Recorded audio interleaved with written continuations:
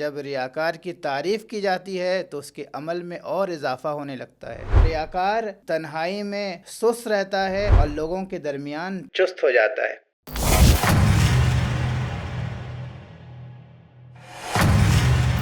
چراغ ہدایت، روشنی کا پیغام۔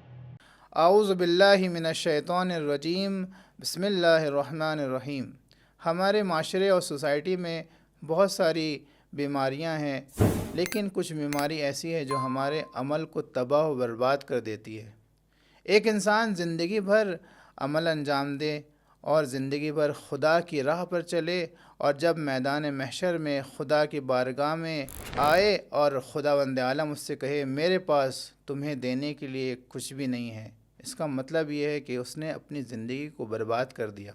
یعنی اس نے عبادتیں تو کی، اللہ کی راہ پہ تو چلا، لیکن ریاکاری کے ساتھ عبادتیں کی۔ انسان جب ریاکاری کرتا ہے تو گویا اس نے عبادت میں شرک کیا۔ اور رسول خدا صلی اللہ علیہ وآلہ وسلم فرماتے ہیں اپنے اصحاب سے مخاطب ہو کر کہ میں تمہارے سلسلے میں ایک چھوٹی سی چیز کے بارے میں ہمیشہ فکر مند رہتا ہوں۔ تو اصحاب نے سوال کیا یا رسول اللہ وہ چھوٹی چیز کیا ہے؟ تو رسول خدا نے کہا کہ وہ چھوٹی چیز شرک اصغر ہے۔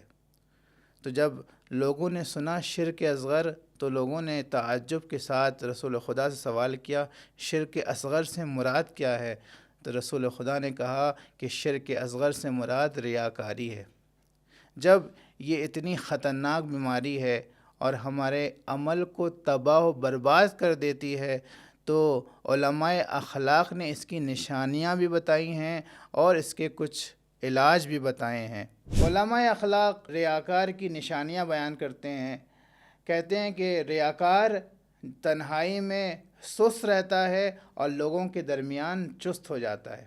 اور دوسری علامت یہ ہے کہ جب ریاکار کی تعریف کی جاتی ہے تو اس کے عمل میں اور اضافہ ہونے لگتا ہے۔ اور تیسری علامت یہ ہے کہ ریاکار ہمیشہ یہ چاہتا ہے کہ لوگ اس کی تعریف کریں۔ تو علماء اخلاق نے اس کے کچھ علاج بھی بیان کیے ہیں۔ جس طرح دنیا کی ساری بیماریوں کا علاج ہے، اسی طرح ریاکاری کا بھی علاج ہے۔ علماء اخلاق بیان کرتے ہیں کہ انسان جب بھی عمل انجام دے وہ صرف اور صرف خدا کے لیے انجام دے۔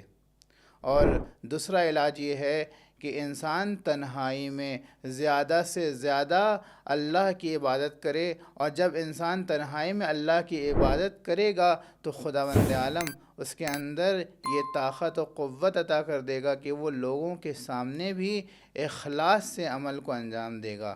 اور اسی طرح آخری علاج یہ ہے کہ انسان کو ہمیشہ یہ خیال رکھنا چاہیے کہ اگر اس کی ریاکاری لوگوں کے سامنے آ جائے تو وہ دنیا میں بھی ناکام رہے گا، یعنی دنیا میں بھی خسارے میں رہے گا اور آخرت میں بھی خسارے میں رہے گا۔ تو ہم اپنے خدا سے دعا کرتے ہیں کہ اللہ ہمیں اس بیماری سے محفوظ رکھے۔